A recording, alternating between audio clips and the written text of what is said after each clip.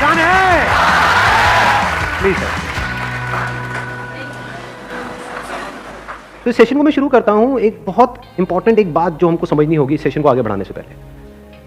हमारा जो भी एजुकेशन सिस्टम है या जो भी बचपन से आज तक हमारी कंडीशनिंग हुई है, वो पूरा फोकस सिर्फ एक ही चीज के ऊपर है, वो है कि पैसा कमाओ। सब एग्री करते हैं इस बात से? तो पैसा कमाने पे तो सबका फोकस है, लेकिन कुछ ऐसा है जो इससे बहुत इंपॉर्टेंट है, उस पर किसी का फोकस नहीं है। पैसा कमाने से भी ज्यादा जो इंपॉर्टेंट है वो है कि आपने कितना पैसा बचाया। इंपॉर्टेंट है या नहीं है लॉन्ग टर्म में? सपोजिंगली आपने 50,000 रुपए महीने का कमा तो लिया, लेकिन आपके खर्चे हैं 55,000 रुपए के, क्या करोगे? तो कितना आपने कमाया उससे ज्यादा इंपॉर्टेंट है आपने कितना बचाया। कितना बचाया इससे भी ज्यादा इंपॉर्टेंट है कि जो बचाया उसको किस तरीके से इन्वेस्ट किया। ये कितने लोग समझ पा रहे हैं इस बात को? बट ये हमको कहीं नहीं सिखाया जाता है। स्कूल्स में, कॉलेजेस में, घर पे भी इसकी इतनी बात नहीं होती है कि पैसे को इन्वेस्ट कैसे करना है, स्मार्टली कैसे इन्वेस्ट करना है। क्योंकि अगर आपको स्मार्टली इन्वेस्ट करना आता है और आप मान लो महीने का, मैं बहुत बड़ी बात नहीं करता, 2-3 हज़ार रुपए भी इन्वेस्ट करते रहते हो अभी से, इस एज ग्रुप से, which is around 25 years 30 years, तो आने वाले 20 साल बाद, 30 साल बाद पता है आपके अकाउंट में कितना पैसा हो सकता है अगर स्मार्टली इन्वेस्ट करते हो तो? करोड़ों रुपए हो सकते हैं। तो this topic today is extremely important, चाहे आप मेल हो चाहे फीमेल हो। और जरूरी नहीं है ये उन्हीं लोगों के लिए है जिनकी एज ग्रुप 25 साल है, 30 साल है, 35 साल है, क्योंकि इन बातों को सीखना एक्चुअल में जरूरी है at age young of age as possible. यानी अगर आपकी एज 18-19 साल, 20 साल भी है, जो लोग कैमरे पे देख रहे हैं उनको मैं बोलता हूँ, जो वीडियो में देख रहे हैं, कि अगर आपकी एज 18-19 साल है, 20 साल है, तब भी आपके लिए सेशन बहुत इंपॉर्टेंट है, इनफैक्ट ज्यादा इंपॉर्टेंट है। और मेरे को आइडिया कहाँ से आया ये सेशन करने का? मेरे एक फ्रेंड है, मेरी वैसे उनसे बातचीत हो रही, उन्होंने मेरे से पूछा कि यार मेरे पास में कुछ फंड पड़ा हुआ है, मुझे क्या करना चाहिए, उसको कहाँ इन्वेस्ट करना चाहिए, कुछ आइडियाज हैं आपके पास? नहीं, उन्होंने मुझसे पूछा, आप क्यों बीच में टांग अड़ा रहे हो? सीधा ही म्यूचुअल फंड है। तो उन्होंने मेरे से पूछा, तो मैंने ये नहीं कहा जो इन्होंने कहा, मैंने सबसे पहले उनसे ये पूछा, मैंने कहा आपने क्या किया हुआ उस पैसे का और कितना पैसा आपने जोड़ा हुआ है? उन्होंने बताया मेरे अकाउंट में अराउंड 4-5 लाख रुपए पड़ा हुआ है। मैं कहा अकाउंट में मतलब? कहते savings account. And it's a huge blunder. और आप में से भी बहुत सारे लोगों के अकाउंट में पैसा पड़ा हुआ। कितने ऐसे हैं यहाँ पर? सेविंग अकाउंट में इंटरेस्ट कितना है पता है? 3%, 3.5%। इन्फ्लेशन कितनी है? इन्फ्लेशन पता है ना हम सबको क्या है? मान लो आज हम पेट्रोल खरीदते हैं, कितने का है पेट्रोल? कितने रुपए लीटर है? 73। ये आज से 20 साल पहले कितने का था? 20-25 रुपए का। तो 25 रुपए से बढ़ करके आज कहां हो गया है? 73 पे पहुंच गया। तो ऑलमोस्ट 3 गुना बढ़ गया है। तो अगर वो पैसा आपके सेविंग अकाउंट में पड़ा होता तो क्या वो 3 गुना बढ़ जाता? तो आप लॉस में हो। समझ गए? इन्फ्लेशन का जो रेट है अप्रोक्सीमेटली आप कह सकते हो 6% के आसपास मान लेते हैं, वो वेरी करता रहता है। बट अगर 6% इन्फ्लेशन है और 3% आप अर्न कर रहे हो उस पैसे पे, तो आप कमा नहीं रहे हो, आप गंवा रहे हो, क्योंकि उस पैसे की वैल्यू कम होती चली जा रही है और आप खुश हो रहे हो कि मैं पैसा जोड़ रहा हूं। आप जोड़ नहीं रहे हो, आप बेवकूफी कर रहे हो। तो इस तरह की कुछ चीजें हैं जो हमको सीखनी बहुत जरूरी है। और जैसे मैंने उनको ये बात बोली तो it was a surprise for him. मैंने कहा ये पैसा सेविंग्स में क्यों पड़ा है, इसकी एफडी क्यों नहीं कराई? क्योंकि एफडी में एटलीस्ट 7% इंटरेस्ट है। कहता मैंने कभी सोचा ही नहीं ऐसे, मेरे को किसी ने बताया ही नहीं, इसके बाद कभी सिखाया ही नहीं।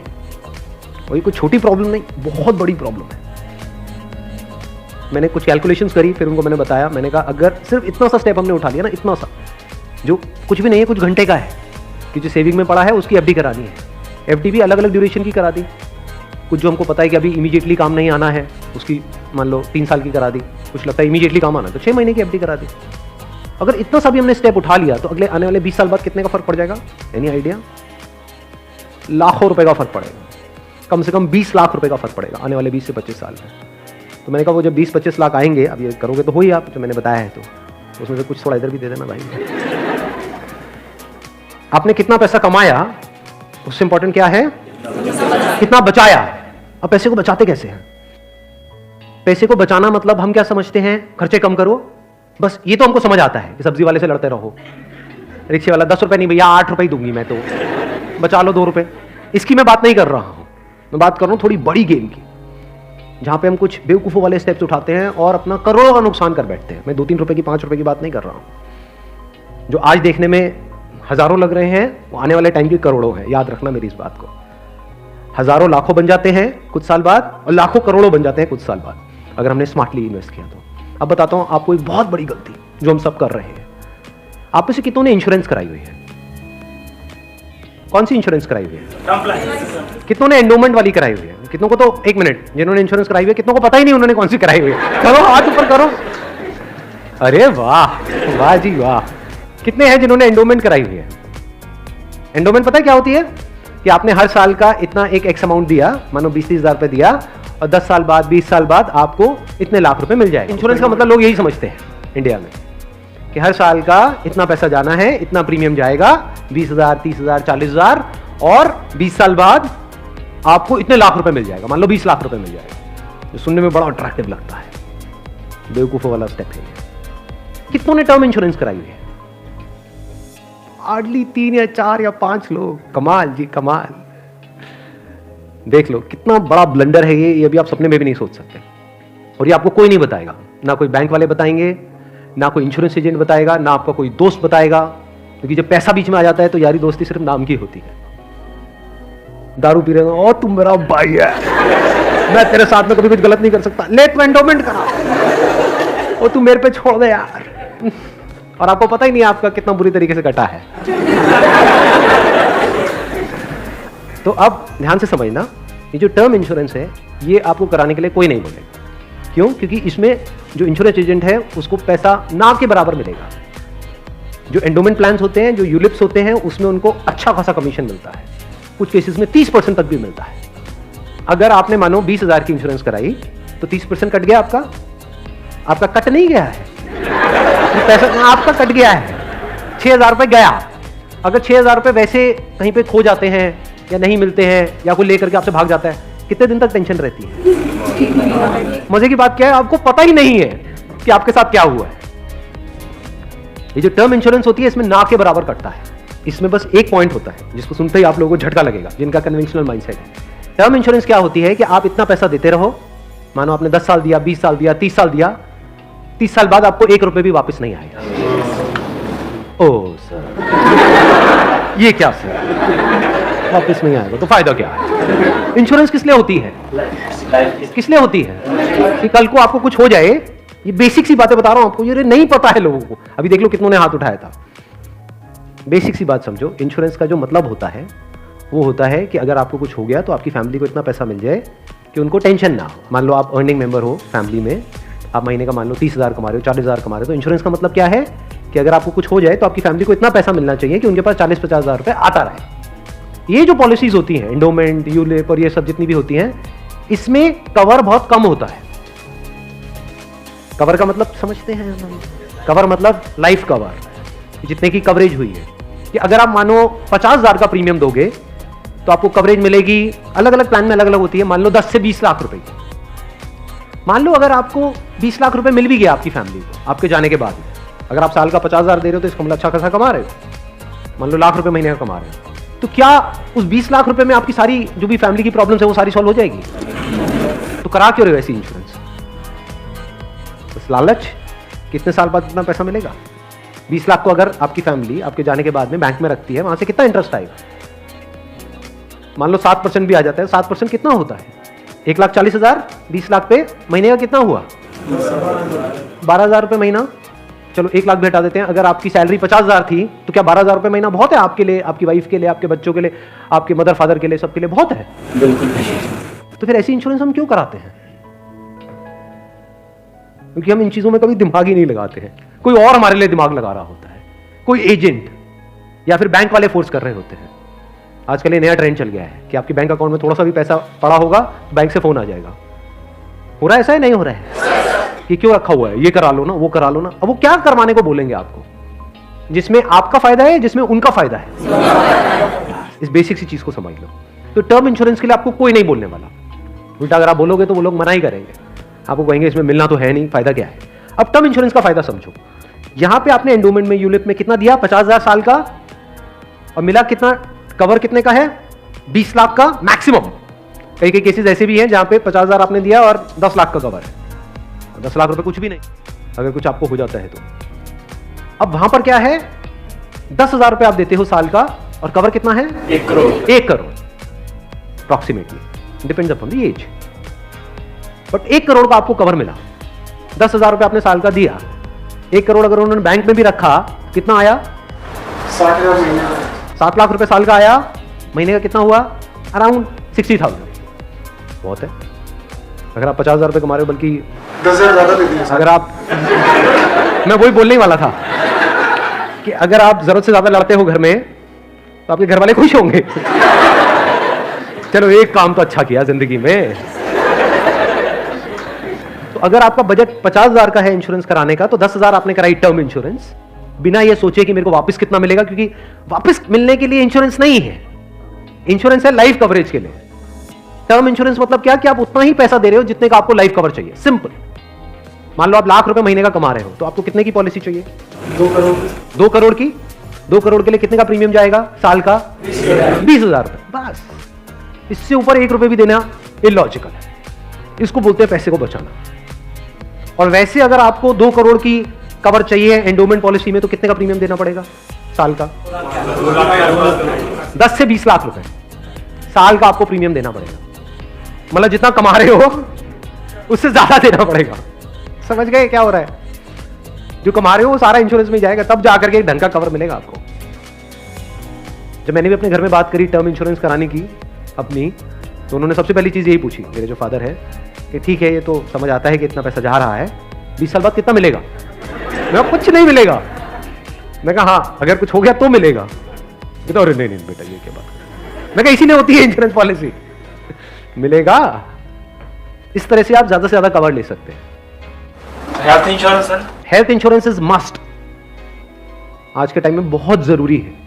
नहीं तो होगा क्या, आपने पैसा बचाया, मान लो बहुत एफर्ट किया, बहुत मेहनत करी, पता नहीं क्या क्या करा, और एक एक्स अमाउंट आपने बचा भी लिया। 10 साल 20 साल काम करके मान लो 10-20 लाख रुपए आपने बचा लिया, किसी तरीके से सेव कर लिया, और अगर कोई बीमारी हो गई तो कितनी देर लगेगी उस पैसे को खत्म होने में? हफ्ता, 10 दिन, 15 दिन। कितने लोग प्रैक्टिकली मेरी इस बात से रिलेट कर पा रहे हैं? सब कर पा रहे हैं। और कितनों ने हेल्थ इंश्योरेंस कराई हुई है? रिलेट सारे कर पा रहे हैं, लेकिन हार्डली आधे लोग ऐसे हैं जिन्होंने एक्चुअल में अपनी हेल्थ इंश्योरेंस कराई हुई है। और हेल्थ इंश्योरेंस भी मुझे लग रहा है ज्यादातर ने तो नाम के लिए करा रखी होगी। कितना कवर है? अगर आप कवर ज्यादा भी लेते हो तो प्रीमियम आपको बहुत ज्यादा नहीं देना पड़ता है, मार्जिनली एक्स्ट्रा होता है। उसमें आपकी पूरी फैमिली कवर हो जाती है। मतलब आप, आपकी वाइफ, आपके बच्चे सारे कवर हो जाते हैं। इसको आप हेल्थ इंश्योरेंस कहो, मेडिकल इंश्योरेंस कहो, मस्ट है ये होनी ही चाहिए। ज्यादातर ऐसे केसेस में क्या होता है, जिन्होंने कोई हेल्थ इंश्योरेंस अपनी नहीं कराई होती है, क्योंकि अब छोड़ तो सकते नहीं उस पर्सन को जो हमारे साथ में है, या खुद अगर कुछ हो गया तो अब अपने आप को ये तो नहीं कह सकते कि हाँ मरते तो ऐसे में क्या होता है, एक तो सेविंग्स आपकी खत्म होती है बड़ी तेजी से, दूसरा क्या खत्म होता है और क्या होता है? लोन लेना पड़ेगा, उधार लेना पड़ेगा। उस उधार को चुकाने का मतलब क्या है कि आप कभी जिंदगी में दोबारा सेव कर ही नहीं सकते। समझ रहे हो ये प्रॉब्लम कितनी बड़ी है और कितनी कॉम्प्लिकेटेड है ये? कि मतलब जिंदगी में कभी आप पैसा जोड़ ही नहीं पाओगे, क्योंकि जो कमाओगे अब वो सारा उधार चुकाने में लगता रहेगा। या तो आप लोन लोगे बैंक से, या अपने किसी दोस्तों से, यहां से वहां से, जिससे भी लोगे। और नहीं दोगे उनको वापस तो दोस्ती खराब करोगे। और एक और जब बात यहां तक आई है तो एक और चीज, एक और गलती हम करते हैं, we want to make quick money. उससे हमेशा बच करके रहो। जहां भी क्विक मनी की बात हो रही हो, भैया इतना पैसा लगा दो, इतने टाइम में इतना पैसा मिल जाएगा, ये हो जाएगा वो हो जाएगा, वहां से भाग जाओ, उल्टे हो जाओ और भाग जाओ वहां से, रुकना मत गलती से भी। ऐसी बहुत सारी स्कीम्स चल रही हैं मार्केट में, अनलिमिटेड, और करोड़ों लोगों ने अपने पैसे गंवाए हैं इन चक्करों में। अब आते हैं एक दूसरे एस्पेक्ट पे कि चलो हमने स्मार्टली पैसे को जोड़ा। कब जोड़ा? जब फालतू की जगह पे हमने पैसे को ब्लॉक नहीं किया। जैसे अगर आपने कोई एंडोमेंट प्लान ले लिया इंश्योरेंस का, जहां पे आपका साल का 50,000 रुपए जा रहा है, तो 50,000 रुपए तो आपका ब्लॉक हो गया अगले 20 साल के लिए। समझ गए ना? तो हमने वहां पे स्मार्टली प्ले किया, टर्म इंश्योरेंस कराई, वहां से पैसा बचाया। तो अभी जो पैसा बचा, इसका हम क्या करें? क्या सेविंग अकाउंट्स में पड़ा रहने दें? No use. वो आपका पैसा बढ़ नहीं रहा है, एक्चुअल में कम हो रहा है। वहां पे जो आपके पैसे पड़े हुए हैं वो 10 साल बाद और कम हो जाएगी उसकी वैल्यू। तो करना क्या चाहिए? इतना पैसा जितना आपको लगता है कि यार मेरे को इमीडिएटली जरूरत पड़ सकती है, वो कितना है? जितना आपके महीने के खर्चे हैं, इंटू 6 कर दो। वो पैसा है जो आपको कभी भी जरूरत पड़ सकती है। उस पैसे की आपने एक 6 महीने की एफडी करा दी। और एक बहुत अच्छा ऑप्शन अवेलेबल है हमारे पास में, वो है म्यूचुअल फंड्स। म्यूचुअल फंड्स पता है सबको क्या है? कितनों ने ऑलरेडी इन्वेस्ट किया हुआ है म्यूचुअल फंड्स में? बहुत कम लोगों ने। क्यों नहीं किया हमने इन्वेस्ट? पता ही नहीं। नंबर 1 करेक्ट इंफॉर्मेशन नहीं है। नंबर 2 हम डरते हैं, हमें लगता है म्यूचुअल फंड भी कोई स्कीम है कि पैसा इकट्ठा किया और कल को अगर भाग गए या बंद हो गया तो पता नहीं क्या होगा। ये पैसा आपका 100% सेफ है, because it is regulated by SEBI. तो यहां पे डरने की जरूरत नहीं है मेरा पैसा चला जाएगा। बस हमको यहां पे स्मार्टली प्ले करना पड़ेगा। So what we need to do is, एक तो आपने अपने 6 महीने का जो अपना कॉर्पस है उसको अलग कर दिया, यानी जो पैसा आपको चाहिएगा उसकी आपने एफडी करा दी, इंश्योरेंस वगैरह को प्लान कर लिया अच्छे से। फिर जो पैसा आपका बचा उसमें आप इन्वेस्ट कर सकते हो through SIP, systematic investment plan. It is an excellent option. Never try to get into stocks directly अगर आपको बहुत ही डीप नॉलेज नहीं है शेयर मार्केट की। तो हाँ, you are qualified in that और आपका काम ही वही है, तब तो ठीक है। बट किसी की सलाह सुनी यार, या कोई कहानियां सुनी कि ये शेयर पहले इतने का था अब इतने का हो गया, सुनी होंगी ऐसी कहानियां। Never invest in stocks directly, क्योंकि कुछ नहीं पता कि वो कंपनी का क्या होने वाला है। हो सकता है आपका 100 रुपये आपने पूरा जो भी आपने जोड़ा या 1 लाख रुपए आपने जोड़ा और किसी के एडवाइस पे आपने उठा करके लगा दिया, वो 1 लाख रुपए 10,000 भी रह सकता है कुछ टाइम के अंदर, पता भी नहीं लगेगा। कहते हैं ना, never put all your eggs in the same basket, in one basket. तो अब करें क्या, क्योंकि अब प्रॉब्लम क्या है, इन्फ्लेशन अगर है 6% का और एफडी में आपको मिल रहा है 7%, तो अल्टीमेटली आप कितना कमा रहे हो, 1%। 1% से क्या होगा, करोड़पति बन जाओगे? इम्पॉसिबल। तो आप क्या कर सकते हो, अपना आधा पैसा सेफ जगह पर रखो। सेफ जगह क्या है, एफडी हो गया। एफडी में भी एक और चीज है जो बहुत लोगों को नहीं पता है, वो क्या है कि ऐसे एक तो है बैंक में आप एफडी कराते हो, एक है कुछ कंपनीज है जो क्रिसिल से या इकरा से, ऐसे ये कुछ ऑर्गेनाइजेशंस हैं, वहां से AAA रेटेड है। AAA रेटेड का मतलब होता है highly secure, as secure as a bank. वहां पर अगर आप एफडी कराते हो तो आपको 9% तक का इंटरेस्ट मिल जाता है। ये जो सुनने में लगता है ना 7% और 9%, ये अभी छोटा लगता है, लेकिन आने वाले 20 साल बाद इसकी कितनी बड़ी अमाउंट होती है अगर आप कंपाउंडिंग को बीच में ले आओ, that you can't even think in the wildest of your dreams. Compounding कितने लोगों को पता है? बहुत कम को। देखो, कंपाउंडिंग मतलब होता है जो हमको इंटरेस्ट मिलता है हमारे पैसे पे, जहां भी हम इन्वेस्ट करते हैं उस इंटरेस्ट पे भी तो इंटरेस्ट मिलता है ना। मतलब आपने 100 रुपए इन्वेस्ट किया, 1 साल बाद 20% की रिटर्न आई, तो अगले साल 120 पे 20% मिलेगा। कितना हो गया? 144। उसके अगले साल 144 पे 20% मिलेगा, 100 पे नहीं मिलेगा। और जब इसको आप इस तरीके से देखते चले जाओगे तो ये फिगर देखने में छोटी लगेगी, शुरू छोटे से होएगी, शुरू होएगी 2-3 हज़ार 5 हज़ार से, कि करोड़ों में पहुंचने में देर नहीं लगेगी। मतलब हर महीने का मैं एक कंजर्वेटिव भी पकड़ता हूं, अगर 2-3 हज़ार रुपए भी हम सेव करते हैं, उसको स्मार्टली इन्वेस्ट करते हैं, इतना सा सीख जाते हैं, तो बहुत बड़ा डिफरेंस आ जाएगा हमारी लाइफ में आने वाले कुछ साल बाद, ह्यूज डिफरेंस। तो आपको दिमाग ये लगाना है कि लॉन्ग टर्म में बेस्ट पॉसिबल ऑप्शंस क्या क्या अवेलेबल है। जैसे आप में से कितने हैं जो मैरिड हैं और जिनकी कोई डॉटर है, तो एक गवर्नमेंट की तरफ से एक स्कीम है सुकन्या योजना करके, सुना है इसके बारे में? That is an excellent investment option, government की तरफ से सब्सिडाइज्ड है वो। तो वहां पे आप एक्सपेक्ट कर सकते हो 9% की रिटर्न जो गवर्नमेंट की तरफ से मिल रही है आपको, और हर साल का आपके ऊपर है आपको कितना इन्वेस्ट करना है।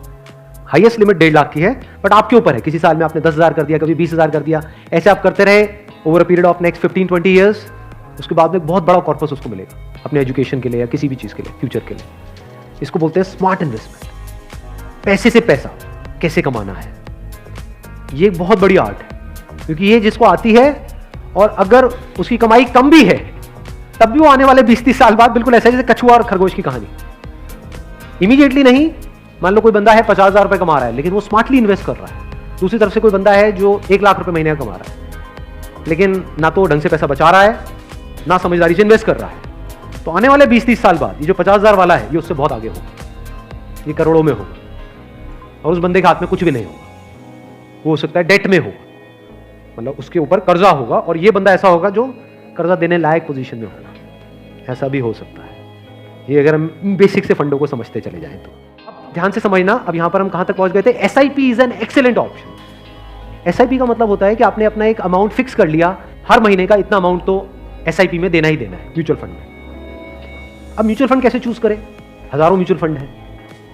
लार्ज कैप इक्विटी फंड को पकड़ो, वो भी कुछ वेबसाइट्स है जैसे मनी कंट्रोल है, वैल्यू रिसर्च है, वहां पर जाकर के देखो उन फंड्स की रेटिंग कम से कम 4 से 5 स्टार होनी चाहिए। कोई ऐसा फंड है उसकी 1 या 2 स्टार की रेटिंग है, मत करो उसमें, बल्कि ऐसा फंड होना चाहिए जो हर वेबसाइट पे 4 या 5 स्टार की रेटिंग है। अब आपने क्या किया कि हर महीने का अपना एक अमाउंट फिक्स कर लिया, दैट कुड बी एनीथिंग, 1,000 रुपए, 2,000 रुपए, 3,000 रुपए, 4,000, 5,000, what ever that amount. SIP के थ्रू ऑटोमेटिकली इतना अमाउंट आपके अकाउंट से डेबिट होता चला जाएगा over a period of next 10 years, 20 years, 30 years. अभी स्मार्ट इन्वेस्टमेंट क्यों है? एक तरफ से मैं इंश्योरेंस के लिए मना कर रहा था, इसके लिए स्मार्ट क्यों है? क्योंकि यहां पे आपका पैसा नहीं कट रहा है, जो पैसा आप लगा रहे हो पूरा का पूरा इन्वेस्ट हो रहा है। इसमें भी दो ऑप्शन है, एक आप ब्रोकर के थ्रू जा सकते हो, एक है डायरेक्ट जा सकते हो। तो वहां पे आपका 1% और बच जाएगा। मान लो टोटल 1.5% कटना था हर साल का, अब कितना कटेगा? सिर्फ आधा %। अभी 1% सुनने में छोटा लगता है, but over a period of 20-30 years ये लाखों रुपए का होता है। मतलब डिसीजन लेने में कुछ मिनट्स लगते हैं इन बातों को समझने में, लेकिन आने वाले टाइम में यही फर्क होगा कि आपके अकाउंट में लाखों है, करोड़ों है, क्या है। अच्छा, म्यूचुअल फंड क्यों और स्टॉक्स क्यों नहीं? क्योंकि स्टॉक्स में आप 1 या 2 या 4 में इन्वेस्ट कर रहे हो, म्यूचुअल फंड जो है वो डिवाइड कर देते हैं। वो मान लो 50 में उन्होंने इन्वेस्ट कर दिया, तो अब अगर उसमें से एक कंपनी बंद भी हो गई, तब भी प्रोपोर्शनेटली जो आपने इन्वेस्टमेंट करी है उसमें उसका परसेंटेज क्या था? मान लो 2%, तो आपको 100 रुपए 98 रह गया, बस इतना ही हुआ। इसमें सबसे बड़ा डर लोगों को ये होता है जो म्यूचुअल फंड में नहीं इन्वेस्ट करते हैं कि कल को नीचे आ गया तो क्या होगा, क्योंकि नीचे आने की कोई लिमिट नहीं है। एफडी में ये है कि नीचे नहीं आएगा, इंटरेस्ट कम हो सकता है, नीचे नहीं आएगा। तो म्यूचुअल फंड में लोग नीचे आने के नाम से डरते हैं, ऊपर जाने में कोई डर नहीं है। अगर गारंटी मिल जाए कि भैया साल का इतना % तो आना ही आना है और आता ही रहेगा जिंदगी भर, तो कोई डर ही नहीं है, फिर तो सारे लगा देंगे। बट कोई गारंटी नहीं है ना, और नीचे भी जा सकता है। तो अगर कुछ ऐसा हो जाए कि अगर म्यूचुअल फंड नीचे भी जाए तब भी आपका फायदा हो जाए, तो प्रॉब्लम सॉल्व हो गई ना। ये मेरी अपनी स्ट्रैटेजी है, ये कोई किसी बुक में नहीं है या कोई थ्योरी नहीं है, ये मेरी अपनी स्ट्रैटेजी है, वो मैं आप लोगों के साथ में शेयर कर रहा हूँ। आपको क्या करना है? मोटा मोटा स्टॉक मार्केट को ट्रैक करना है, हफ्ते में एक दिन देख लो कि अभी कितने पे चल रहा है। मान लो एक पीक है, पीक अभी मान लो 40,000 है, अभी मार्केट चल रहा है अराउंड कितना? 36, 37 के अराउंड चल रहा है। तो मेरी स्ट्रैटेजी क्या है? जैसे ही मार्केट 20% से नीचे गिर जाए, कि मार्केट की ये पीक है, मान लो 40,000 है, अब मार्केट 30,000 पे आ गया है, तो आपने क्या किया? पहले इन्वेस्ट किया हुआ था एसआईपी में, लार्ज कैप्स में, आप इमीडिएटली जैसे ही मार्केट 30 पे आई, आप स्विच कर गए मिड कैप में, not even in small cap, mid cap. अब ऐसा क्यों किया? क्योंकि जब मार्केट 20% टूटेगा, सेंसेक्स का मतलब लार्ज कैप्स, जो बड़ी कंपनीज हैं, जब मार्केट 20% टूटेगा, यानी बड़ी कंपनीज के जो शेयर्स हैं वो 20% से टूटेंगे, तो जो छोटी कंपनीज हैं उनके शेयर्स 50 से 60%, 70% तक टूट जाएंगे। तो जब वो 60% टूटा, तो 100 की चीज आपको कितने में मिल गई? 50 में या 40 में। तो जब मार्केट नीचे भी गया तो आपका फायदा हो रहा है। ये स्ट्रैटेजी समझ आ गई? वापस से जैसे ही मार्केट जो भी लास्ट उसकी पीक थी, मान लो 40,000, उससे 20% ऊपर गया, तो मिड कैप से आप स्विच कर गए वापस से लार्ज कैप में। ये स्ट्रैटेजी जो है ये मैंने सीखी है वॉरेन बफे से। उनका जो बेसिक सा फंडा है, मतलब अगर एक लाइन के अंदर बोला जाए, वो क्या है कि जब मार्केट बहुत ज्यादा ग्रीडी हो तो डरो, और जब मार्केट डरा हुआ है तो ग्रीडी हो जाओ। बेसिक सा फंडा है। मतलब जब सब डरे हुए हैं थोड़े से लालची हो जाओ, और जब सब लालची हो रहे हैं, मतलब मार्केट ऊपर भाग रहा है, तो डरने लग जाओ। तो लार्ज कैप में डर कम है, मिड कैप में डर ज्यादा है। तो जैसे ही मार्केट नीचे जाएगा, मिड कैप को सब छोड़ देंगे, उस वक्त आप उसको पकड़ लोगे। तो अब चाहे मार्केट ऊपर उठे तब भी आपका फायदा है, नीचे गिरे तब भी आपका फायदा है। आप वेट कर रहे हो, मैं आज एक्चुअल में वेट कर रहा हूं। लोग हैं डरते हैं, जो म्यूचुअल फंड में इन्वेस्ट करते हैं, स्टॉक्स में इन्वेस्ट करते हैं, लोग डरते हैं कि मार्केट नीचे ना आ जाए, मार्केट ऊपर। मैं वेट कर रहा हूं, जाए तो सही नीचे, समझ गए? क्योंकि लार्ज कैप टूटेगा 20%, तो मिड कैप टूट जाएगा 60%। तो मेरा 100 रुपए लगा हुआ था तो 80 रह जाएगा, उस 80 को उठा करके मैं मिड कैप में डाल दूंगा, फिर आराम से बैठ जाऊंगा कुछ सालों के लिए। जैसे ही मार्केट ऊपर जाएगा, मतलब लोग लालच से तड़प रहे हैं, तब जैसे 20% ऊपर गया, मान लो 48,000 पे गया, मिड कैप से हट करके मैं आ जाऊंगा लार्ज कैप, वापस से सेफ हो गया। अब जो नया पीक बन गया वो क्या बन गया? 48,000। आज की रेट में क्या है? 40,000। अब 48,000 पे 2020 चलेगा। आ गया गेम समझ में? तो यहां से आप पीसफुल हो, नहीं तो लोग डरे ही रहते हैं, म्यूचुअल फंड के नाम से डरते हैं। क्यों डरते हैं? अरे कम हो रहा है, कम हो रहा है, कम हो रहा है, तो बढ़िया है, तब भी आपका फायदा है, और बढ़ रहा है तो फायदा है ही है।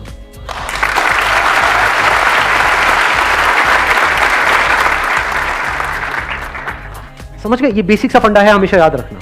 मतलब मासिस की जो साइकी है उससे आप कुछ अलग करोगे तभी आपके साथ कुछ अलग होगा, नहीं तो पूरी मार्केट रो रही होगी, आप भी बैठ करके रो रहे होंगे, अरे टूट गया टूट गया टूट गया टूट गया, अरे गिर गया गिर गया गिर गया गिर गया, मैं बर्बाद हो गया, मैं बर्बाद।